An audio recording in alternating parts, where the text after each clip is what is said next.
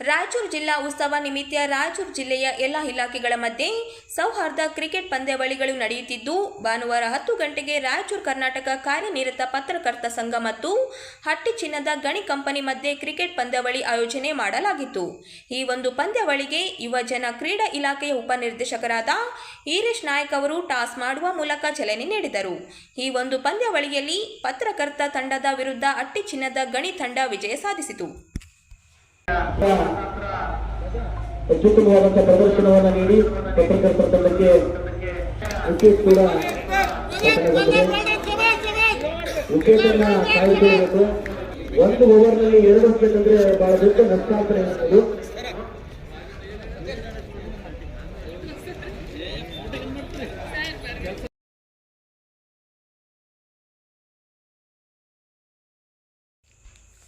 ಹತ್ತಿ ತುಂಬಿಕೊಂಡು ಹೊರಟಿದ್ದ ಟ್ರ್ಯಾಕ್ಟರ್ಗೆ ಟಿಪ್ಪರ್ ಡಿಕ್ಕಿ ಹೊಡೆದ ಪರಿಣಾಮ ಟ್ರ್ಯಾಕ್ಟರ್ನಲ್ಲಿದ್ದ ವ್ಯಕ್ತಿಯೋರ್ವ ಸ್ಥಳದಲ್ಲಿಯೇ ಸಾವನ್ನಪ್ಪಿದ ಘಟನೆ ನಗರದ ಹೊರವಲಯದ ಲಿಂಗಸ್ಕೂರು ರಸ್ತೆಯ ಬೈಪಾಸ್ ಬಳಿ ಬೆಳಗ್ಗೆ ನಡೆದಿದೆ. ಗೋರ್ಕಲ್ ಗ್ರಾಮದ ನಾಗರಾಜ ಅಂದಾಜು 55 ವರ್ಷ ಮೃತಪಟ್ಟಿದ್ದಾರೆ ಎಂದು ತಿಳಿದು ಬಂದಿದ್ದು, ಗ್ರಾಮದಿಂದ ಹತ್ತಿ ಮಾರಾಟ ಮಾಡಲು ರಾಯಚೂರು ನಗರಕ್ಕೆ ಬರುತ್ತಿದ್ದ ವೇಳೆ ಟ್ರ್ಯಾಕ್ಟರ್ ಹಿಂಬದಿಯ ಟ್ಯಾಲಿಗೆ ಟಿಪ್ಪರ್ ಡಿಕ್ಕಿ ಹೊಡೆದಿದೆ. ಟ್ರ್ಯಾಕ್ಟರ್ ಮೇಲೆ ಕೂತಿದ್ದ ವ್ಯಕ್ತಿ ಕೆಳಗೆ ಬಿದ್ದು ಸ್ಥಳದಲ್ಲಿಯೇ ಮೃತಪಟ್ಟಿದ್ದಾನೆ. ಮೃತ ವ್ಯಕ್ತಿ ನಗರದ ಬೆಟ್ಟದೂರು ಆಸ್ಪತ್ರೆಯಲ್ಲಿ ಓಟಿ ಟೆಕ್ನಿಷಿಯನ್ ಆಗಿ ಕೆಲಸ ಮಾಡುತ್ತಿದ್ದ ಆನಂದ ಎಂಬುವವರ ತಂದೆಯಾಗಿದ್ದಾರೆ ಎಂದು ತಿಳಿದು ಬಂದಿದ್ದು, ಘಟನೆಗೂ 10 ನಿಮಿಷ ಮೊದಲು ತಂದೆಯೊಂದಿಗೆ ಆನಂದ ಮಾತನಾಡಿದ್ದು, ದಾರಿಯಲ್ಲಿದ್ದೇನೆ ಎಂದು ಹೇಳಿದ್ದಾರೆ. ನಂತರ ಅಪಘಾತ ಜರುಗಿದೆ ಎಂದು ಹೇಳಲಾಗುತ್ತಿದೆ. ಘಟನೆ ನಡೆದ ರಸ್ತೆಯ ಮಾರ್ಗವಾಗಿ ಸಚಿವ ಎನ್ಎಸ್ ಬೋಸರಾಜು ಅವರು ಕೂಡ ಆಗಮಿಸುತ್ತಿದ್ದರು. ಅಪಘಾತವಾದ ಸ್ಥಳಕ್ಕೆ ಅವರು ಕೂಡ ಭೇಟಿ ನೀಡಿ ಮೃತ ವ್ಯಕ್ತಿಯ ಕುಟುಂಬಕ್ಕೆ ಸಾಂತ್ವನ ಹೇಳಿದ್ದಾರೆ.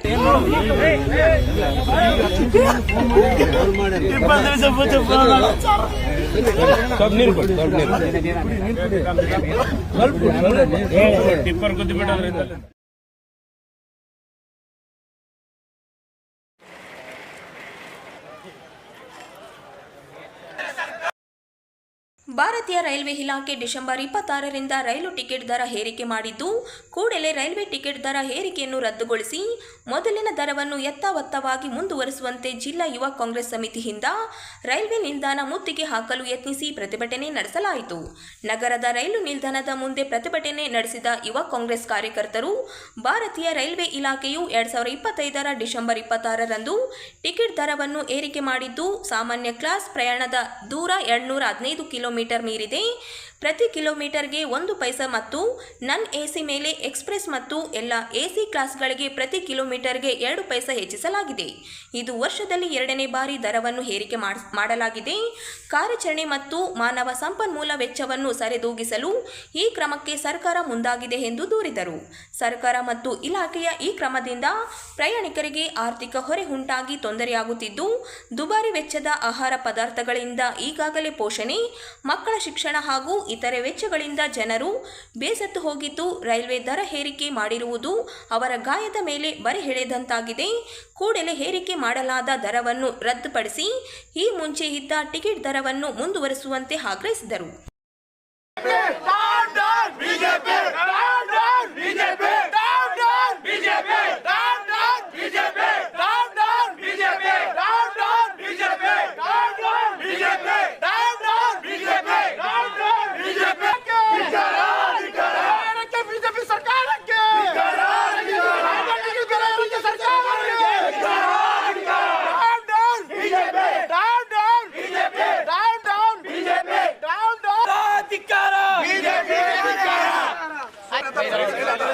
ಸರ್ಕಾರಕ್ಕೆ down down BJP, down down BJP, down down BJP, down down BJP. ಕೇಂದ್ರ ಸರ್ಕಾರಕ್ಕೆ ಯೂತ್ ಕಾಂಗ್ರೆಸ್ ಜಿಂದಾಬಾದ್, ಯೂತ್ ಕಾಂಗ್ರೆಸ್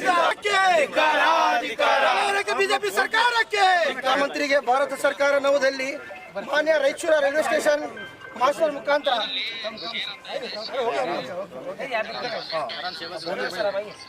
ಇಂದು ರಾಯಚೂರು ನಗರದ ರೈಲ್ವೆ ನಿಲ್ದಾಣದಿಂದ ಜಿಲ್ಲಾ ಯುವ ಕಾಂಗ್ರೆಸ್ ವತಿಯಿಂದ ಪ್ರತಿಭಟನೆ ಮಾಡಲಾಯಿತು. ಯಾಕಂದರೆ ದಿನ ದಿನ ರೈಲ್ವೆ ಟಿಕೆಟ್ಗಳು ದರ ಏರಿಸೋದು, ಮತ್ತು ಸಿಲಿಂಡರ್ಗಳ ದರ ಏರಿಸೋದು, ಮತ್ತು ಪೆಟ್ರೋಲು, ಡೀಸೆಲು ಇವೆಲ್ಲ ಕೇಂದ್ರ ಸರ್ಕಾರವನ್ನು ದರ ಏರಿಸ್ತಾ ಇದೆ.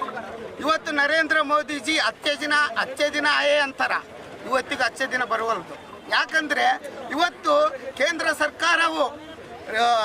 ಸರ್ಕಾರವು ಬೆಲೆ ಏರಿಕೆದಿಂದ ಜನರಿಗೆ ಭಾಳ ತೊಂದರೆ ಆಗುತ್ತದೆ. ಜನರಿಗೆ ಜೋಬಿ ಕತ್ತರಿ ಹಾಕಿದಂಗೆ ಆಗ್ತದೆ.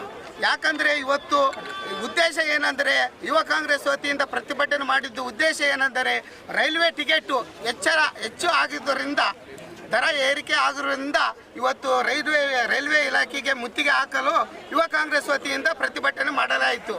ಮರಿಸ್ವಾಮಿ, ಜಿಲ್ಲಾಧ್ಯಕ್ಷ, ಯುವ ಕಾಂಗ್ರೆಸ್.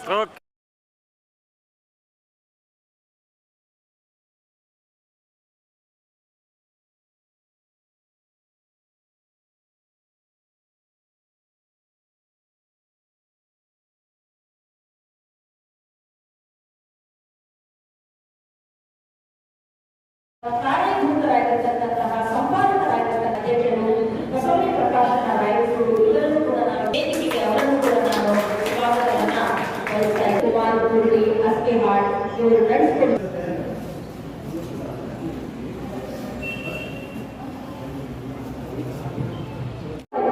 ಸ್ವಾಗತವನ್ನ ನಾನು ಬಯಸ್ತಾ ಇದ್ದೇನೆ. ಇಂದಿನ ಕಾರ್ಯಕ್ರಮದಲ್ಲಿ ಮುಖ್ಯ ಅತಿಥಿಗಳಾಗಿ ಗೌರವಾನ್ವಿತ ಶ್ರೀ ಆಗಮಿಸಬೇಕು ಅಂತ ಹೇಳಿ ನಾನು ವಿನಂತಿಯನ್ನು ಮಾಡಿಕೊಳ್ತಾ ಇದ್ದೇನೆ. ಹಾಗೆ ಜಿಲ್ಲಾಧ್ಯಕ್ಷರು, ಕನ್ನಡ ವಿಕಾಸ ರಂಗ ನಾಯಕರು, ಹಲವಾರು ಇವರನ್ನ ಜೋರಾದ ಚಪ್ಪಾಳೆಯೊಂದಿಗೆ ನಾವು, ಹಾಗೆ ಇಂದಿನ ಕಾರ್ಯಕ್ರಮದಲ್ಲಿ ಗೌರವಾನ್ವಿತ ಶಿಕ್ಷಣ ಮಹಾವಿದ್ಯಾಲಯ ನಾಯಕರು ಇವರನ್ನು ಕೂಡ, ಹಾಗೆ ಇನ್ನೊಬ್ಬ ಗೌರವಾನ್ವಿತರಾಗಿರ್ತಕ್ಕಂತಹ ಕ್ಷೇತ್ರ ಶಿಕ್ಷಣಾಧಿಕಾರಿಗಳು, ಕೃಷ್ಣಮಂಡಲ, ಎಲ್ಲರ ಜೋರಾದ ಚಪ್ಪಾಳೆಯೊಂದಿಗೆ ಇವರನ್ನ ನಾನು ವೇದಿಕೆಗೆ ಸ್ವಾಗತವನ್ನ. ರಾಮಣ್ಣ ಮ್ಯಾಗರ್ ಪ್ರಧಾನ ಕಾರ್ಯದರ್ಶಿಗಳು ಜಿಲ್ಲಾವಾಗಿ ತಮ್ಮೆಲ್ಲರ ತುಂಬ ಚಪ್ಪಾಳೆಯೊಂದಿಗೆ ಅವರನ್ನ ನಾನು ವೇದಿಕೆಗೆ ಸ್ವಾಗತವನ್ನ. ಸರ್ಕಾರಿ ಮಾದರಿ ಹಿರಿಯ ಪ್ರಾಥಮಿಕ ಶಾಲೆ ಮಾಡಗಿರಿ ತಾಲೂಕಾ ಸಿರ್ವಾರ್ ಇವರನ್ನು ಕೂಡ ನಾನು ಅತ್ಯಂತ ಮನಮುಂದಿ ಅವರನ್ನು ಕೂಡ ನಾನು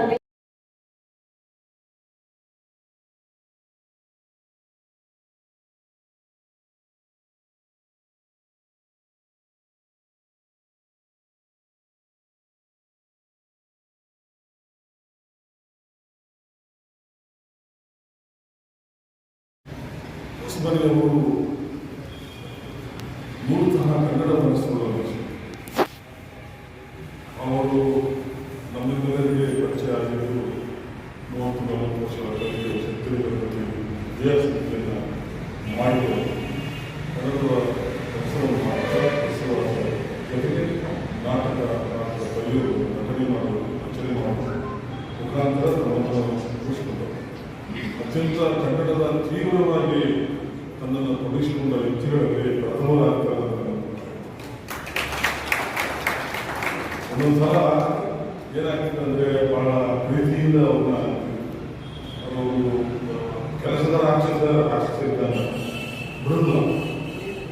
ಈ ದಲಿತರು ಕಾರ್ಯಕ್ರಮದಲ್ಲಿ ಒಂದು ಕವನ ಪಡಿಸಲು ಬಹಳ ಬೇಡ್ಕೊಂಡು ನಾನು 2-3 ಕೃತಿಗಳಲ್ಲಿ ಬಿಸಿಯಾಗಿರೋದ್ರಿಂದ ಇವತ್ತು ನಾಳೆ ನಾಡದ ಕೊಡ್ತೀನಿ ಅಂತ ಹೇಳಿ ತಪ್ಸ್ಕೊಂಡಿದ್ದೆ. ಆ ತಪ್ಸ್ಕೊಂಡಿದ್ದಕ್ಕೆ 2 ಕಾರ್ಯಕ್ರಮಗಳನ್ನು ಮಾಡಿದ್ದಾರೆ. ಒಂದು ಕೃತಿಯನ್ನ ನನಗೆ ಅರ್ಪಣೆ ಮಾಡಿದ್ದಾರೆ, ಅದಕ್ಕೆ ನಾನು ತುಂಬ